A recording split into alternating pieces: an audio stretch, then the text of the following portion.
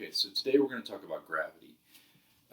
It should be a fairly sweet, short, to the point kind of video today. Gravity's not that hard, but I want to kind of introduce it by going back to energy and talking about things in terms of potential energy, right? So if you think about two scenarios here, okay? You have the top of a building, so here is your building, right?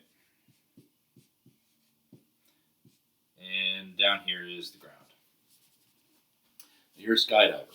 Okay, so here you are, and you're coming down out of the sky, hopefully with a parachute, but let's just imagine your parachute didn't open, so you're actually just falling faster and faster and faster, and there is no wind resistance, so you really are going faster, no terminal velocity, okay? So here you are falling, okay, but you got one of two paths. You can control this. You can either fall onto the roof, or you can fall onto the ground, okay?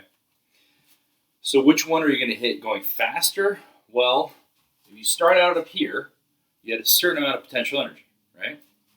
You had a certain amount of potential energy, and all of your energy, your total energy up here was 100% potential up there, okay? I can probably write that a little clearer.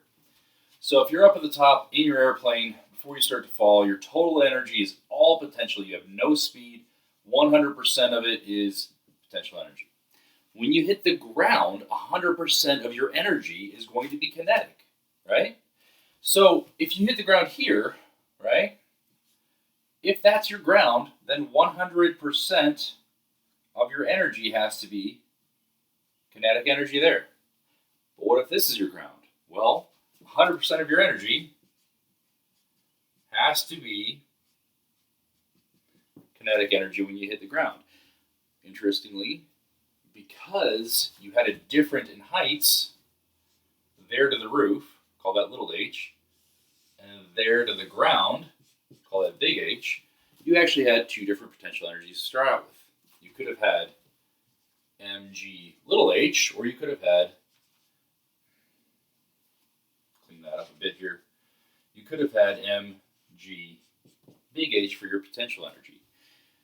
So really, obviously, it's going to make sense that where kinetic energy is zero, where do we set kinetic energy zero? We always set kinetic energy zero where you have zero velocity, right? Where's your velocity zero? Wherever you start from. So if you start from up here, right, if that, it turns out, is actually your plane, let's make it a little more interesting here.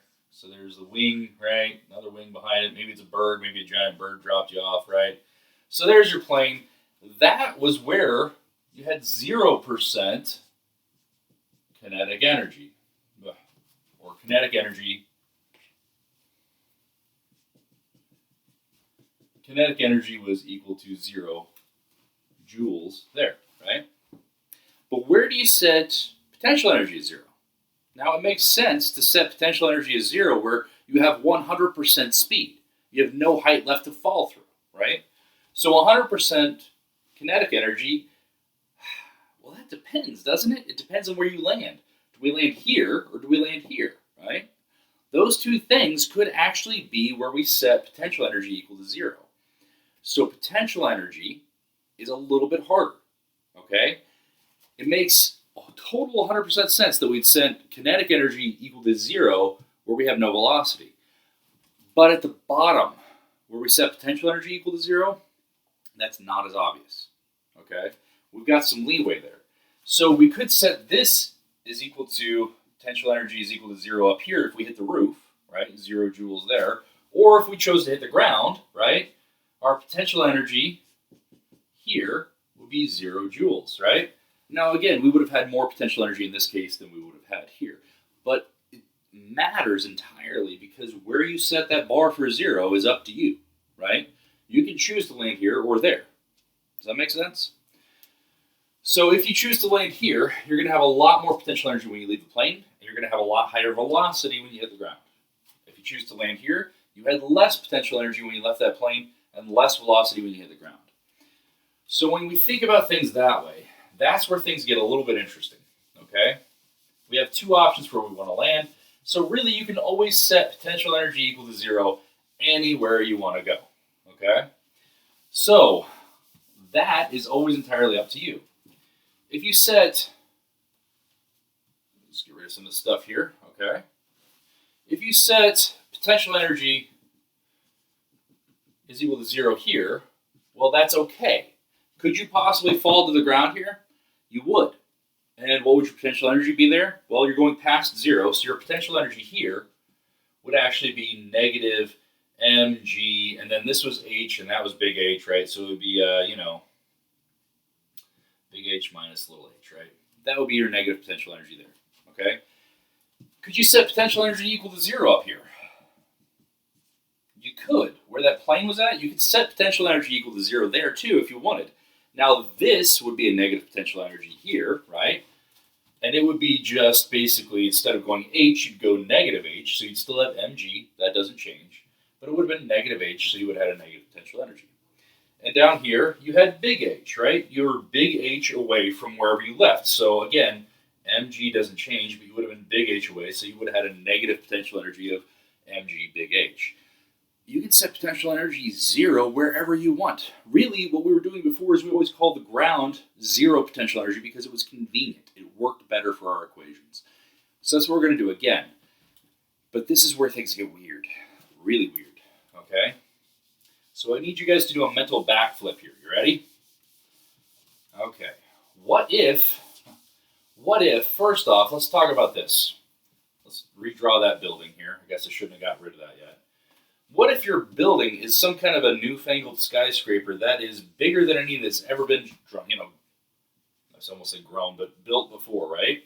What if it's so high that your gravitational value actually changes as you go from here to there? How in the heck do you calculate potential energy? Your G is constantly changing as you go, isn't it? So what we need to do now is we need to figure something else out, okay? Where it is convenient to set potential energy equal to 0 now, it might make a big difference, okay? So here is what we're going to do when we're talking about things in terms of planets, right? Planetary systems even, like galaxies. Where do we set potential energy 0? Well, let's take a step back for 1 second, okay? If we're talking about the sun, and we're talking about Earth over here. What is the potential energy of Earth compared to the sun? Well, the sun's a lot bigger, right?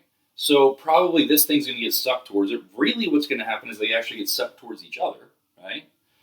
By the way, kind of a cool thing, when we look at exoplanets, right, the way that we actually tell that there are planets around other stars, one of the first ways we actually saw is we watch it for a good long while, and what we would see in our telescopes, if we were in the right orientation, we'd actually see the star get pulled that way, the planet was actually tugging on it. And then when the planet goes through a full orbit and comes out over here, right? Here's your planet Earth over here. It would actually get tugged back this way. And so what we would see in our telescope is that, that little star would wobble for no apparent reason. Well, the reason was you had Jupiter or Earth or something like that, giant planet way out there, not actually Jupiter or Earth, but their equivalent, right? You had a large planet or a small planet close in that was actually tugging the star back and forth. Well, same thing happens here. But again, where do we set potential energy equal to 0? This is not as easy, is it? Well, first off, what the heck is force of gravity going to look like here? Okay, force of gravity is going to look very interesting. It's not going to be our familiar G, right? When we're talking about a force was equal to a mass times an acceleration, right?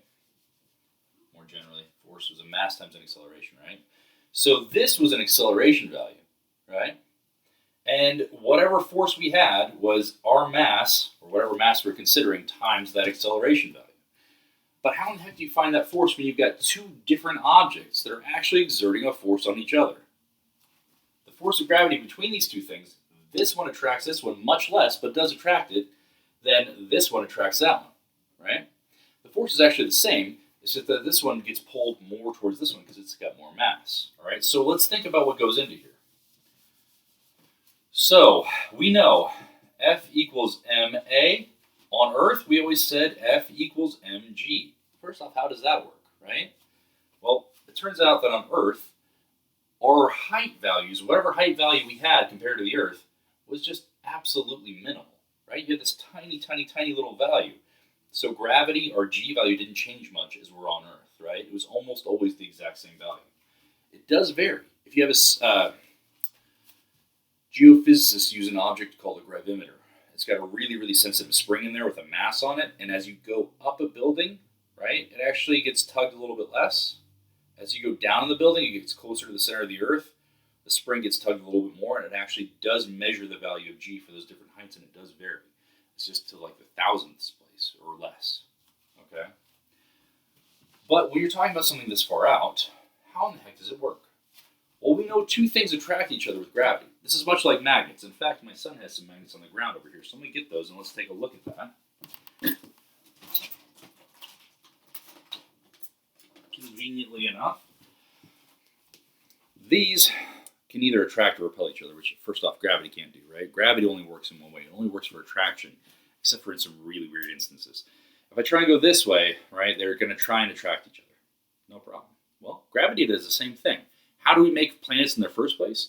Well, everything is attracted, so it sticks. Okay? If I flip it around, well, there's a way in here where I can get these things to repel each other, which you cannot do with Earth, right, and like a rock. That's why meteors always fall towards Earth instead of bouncing off, unfortunately. Okay, so here they stick. But one thing I want you guys to do is if you have these at home, maybe you want to take some magnets on your own and try this out. What you'll find out is out here, I can do whatever I want with these magnets. I feel absolutely nothing from them. Even though there is a force there, I pretty much feel nothing. But as I get closer in, right, it almost becomes unavoidable that they have to hit. It gets really hard when I get really close in to keep them apart. They want to fly together, right? As I go in here, you can see it gets, in front of the board maybe, right? It gets harder and harder to keep them from falling apart. Now out here, gravity wins. You get in here and magnetism absolutely wins. So one factor that affects things is the radial distance away, or the distance between these two objects. Okay, so something that affects the force of gravity is the distance between the two objects. It gets much, much stronger as I get in here. And it gets much, much weaker as I get out here. So it has to be an exponential value. Okay, and it turns the exponent is 2. Okay, so it falls off. It gets weaker as we get farther away. So as r grows, okay, by a square, right, our force of gravity is actually going to get less. Okay, so as this gets bigger, our number overall has to get smaller.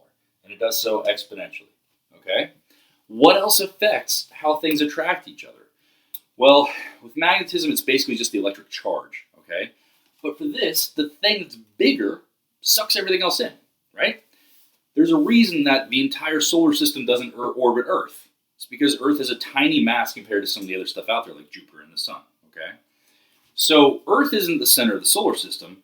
The Sun is. Why? Because the Sun is like 99% or more of the mass of the solar system. And Earth, I mean, it's less than 1%. I mean, everything else, all the asteroids, all the comets, all of the planets, all of the everything else that's in here, all the dust and gas, it's all 1% or less of the solar system. The Sun is 99% of it. How crazy is that? So this is some tiny, tiny, tiny fraction of the mass that we don't even consider. But we know this is orbiting this rather than the other way around because this is bigger. So mass factors into it. Okay, so we have to have the mass. And since this one's larger, I'm going to give it a big M. Okay? Just means mass still, but I'm just trying to differentiate between the two. So the mass of the Sun matters, okay?